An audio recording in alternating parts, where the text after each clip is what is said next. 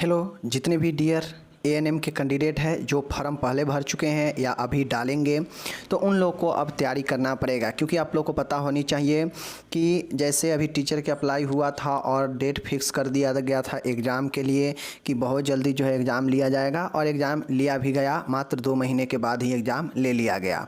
तो कुछ ऐसे ही ऑलरेडी आप लोग को साल भर लेट हो चुका है, तो आप लोग अब तैयारी में कोताही मत बरतिए, अपना तैयारी में लग जाइए। और इसके लिए मैं और यहाँ पे आप लोग को यह medical nursing YouTube channel daily जो है आपको 50 क्वेश्चन का एमसीक्यू तो देगा ही देगा, साथ में आपको बेसिक कॉन्सेप्ट वाला भी जो है आपको कम से कम 2 दिन पर एक वीडियो ज़रूर मिल जाएगा। तो आज मैं लेकर जो आया हूँ बेसिक कॉन्सेप्ट, वह है वाइटल साइंस के ऊपर। ठीक है, वाइटल साइन कौन कौन से वाइटल साइन हमारे जो है व्यक्ति के अंदर होते हैं, और उसका minimum value maximum value, means सीधा कहा जाए तो आप लोग को वाइटल साइन से रिलेटेड क्वेश्चन नहीं छूटेगा इस वीडियो के बाद। तो जितने भी माई डियर कैंडिडेट है एएनएम का, वो आप लोग इसको अच्छे से देख लीजिए, ताकि वाइटल साइन से रिलेटेड क्वेश्चन आज के बाद ना रहे। ठीक है, चलिए शुरू करते हैं। बात किया जाए कॉन्सेप्ट का, यह पहला वीडियो है। और बात किया जाए एमसीक्यू का, तो डेली 50 जो है क्वेश्चन का एमसीक्यू रात को जो है शाम को आप जो है 8 बजे लाइव में देखेंगे। तो आप लोग देखना मत भूलिएगा, डेली रात के 8 बजे आपके 50 क्वेश्चन का एमसीक्यू चलेंगे। ठीक है, तो आप लोग उसको डेली देखिएगा। महीने में 1500 एमसीक्यू क्वेश्चन हो जाएगा अगर डेली 50-50 रहता है। ठीक है, मान गए अगर 2-4 दिन छुट्टी भी हो जाता है, तो मैं महीना में 1200 भी क्वेश्चन अगर कर रहा हूँ और साथ में बेसिक कॉन्सेप्ट करा रहे हैं, तो लगभग महीने के 2000 क्वेश्चन आपके हो जाएंगे। और 2 से 4000 क्वेश्चन मात्र पढ़ लीजिएगा तो आपको टोटल कंप्लीट हो जाएंगे। ठीक है, जिसमें आपको टोटल सब्जेक्ट से इंक्लूड होगा, ऐसा नहीं कि कोई एक सब्जेक्ट पढ़ाया जाएगा। समझ रहे हैं? तो चलिए आज वाइटल साइन को हम लोग क्लियर करते हैं, अच्छे से समझते हैं। तो वाइटल साइन कौन कौन से होते हैं आपके सामने में टोटल आएगा, ध्यान रखिएगा। तो हमारा जो वाइटल साइन में पहला जो आता है, या यूँ कहा जाए तो एक होता है हमारा बीपी। ओके, कौन से बीपी होते हैं? बीपी को ब्लड प्रेशर कहते हैं। अब बीपी में 2 टर्म आते हैं। कोई भी व्यक्ति को बीपी अगर मेजर करना हो तो उसमें 2 टर्म होते हैं, एक होते हैं सिस्टोलिक और एक होते हैं डायसिस्टोलिक। ऊपर वाला जो होता है इसको हम लोग बटा में भी लिखते हैं।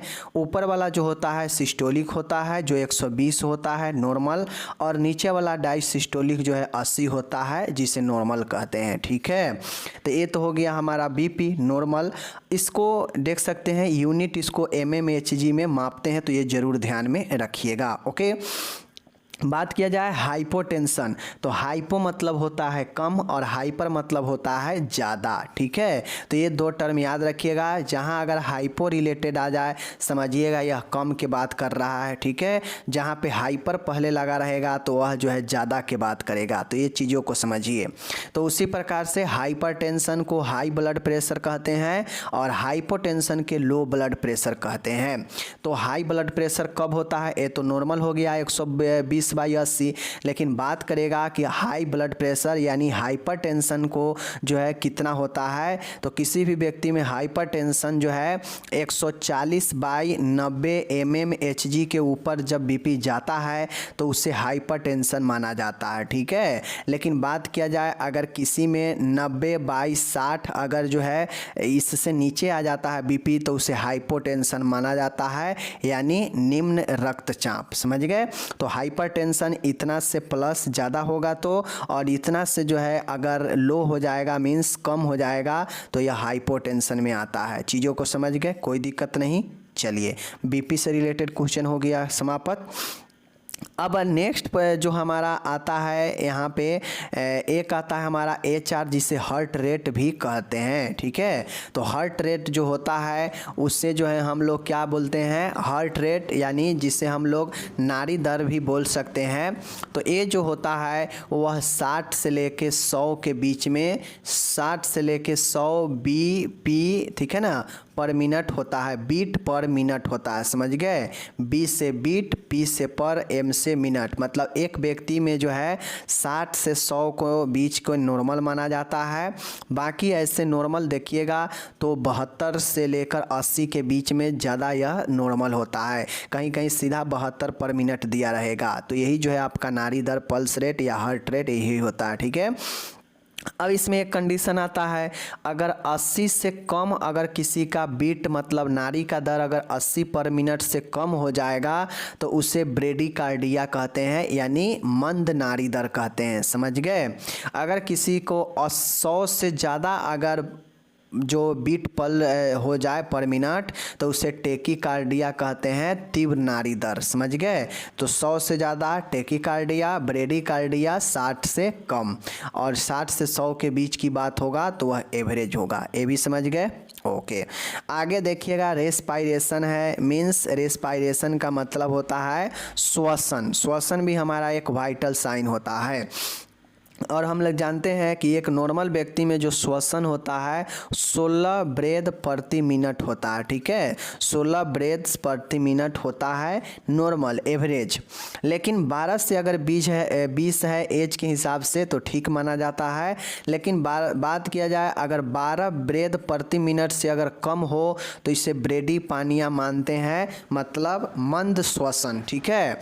वहीं पे बात किया जाए टेकीपेनिया का मतलब होता है तीव्र श्वसन, यानी 20 से ज़्यादा अगर प्रति मिनट श्वसन दर है तो यह टेकीपेनिया होता है, समझ गए। ये चीज़ को समझिए, देखिए श्वसन है तो पेनिया है, और धड़कन है तो कार्डिया है, इस चीज़ को ध्यान में रखिएगा, कन्फ्यूज मत होइएगा, क्योंकि ब्रेडी इसमें भी है, ब्रेडी इसमें भी है, टेकी इसमें भी है, टेकी इसमें भी है। बस नाड़ी दर या हार्ट रेट का बात करेगा तो कार्डिया होगा, और रेस्पायरेशन यानी पेनिया की बात करेगा तो श्वसन होगा, ठीक है। और मंद श्वसन 12 ब्रेथ प्रति मिनट से कम, और तीव्र श्वसन 20 से अधिक को, ओके, समझ गए। और एवरेज की बात किया जाएगा तो 16 से 18 यानी 16 प्रति मिनट होता है, ठीक है। नेक्स्ट हम लोग अब चलते हैं टेम्परेचर में। टेम्परेचर भी हमारा वाइटल साइन होता है।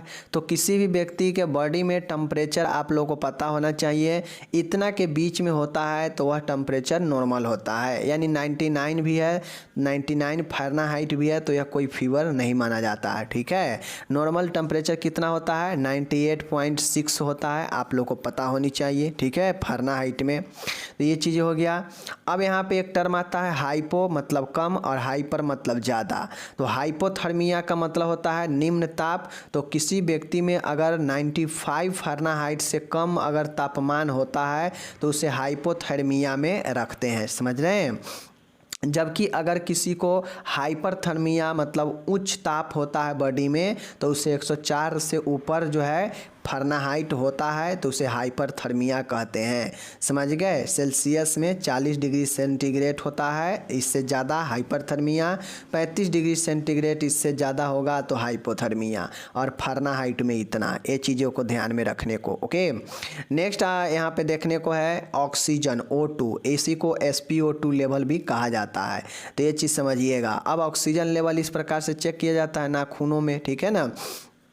तो किसी व्यक्ति में 95 से लेकर 100 तक अगर उसमें ऑक्सीजन ऑक्सीमीटर से चेक करने के बाद अगर इतना आ रहा है 95 से 100 के बीच तो हम लोग बेहतर मानते हैं, इसको एवरेज मानते हैं, ठीक है। लेकिन अगर 95 से कम आ रहा है तो उसे लो ऑक्सीजन लेवल को हम लोग हाइपोक्सेमिया भी कहते हैं। और हाइपोक्सेमिया का मतलब होता है रक्त में ऑक्सीजन का कम होना।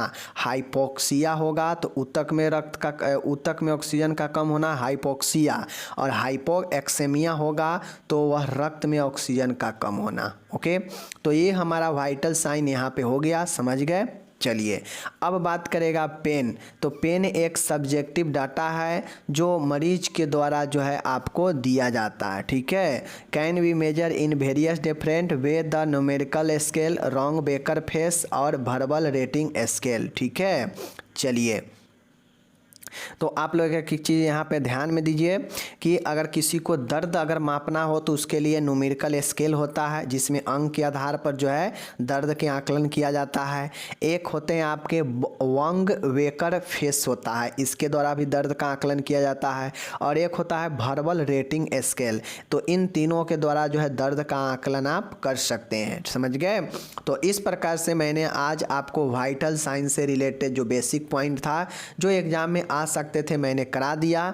अब यह पहला कंसेप्ट का वीडियो समाप्त होता है। इसके बाद जो भी कंसेप्ट का अच्छा पॉइंट लगेगा उसको मैं इसी तरीका से लेकर आऊँगा। बाकी जो MCQ क्वेश्चन है एग्ज़ाम के पर्पज़ से वह डेली 50-50 आते रहेंगे, तो आप उसको देखना भी नहीं भूलिएगा। ओके, विदा लेते हैं। आप अपना ख्याल रखिएगा। तब तक के लिए धन्यवाद।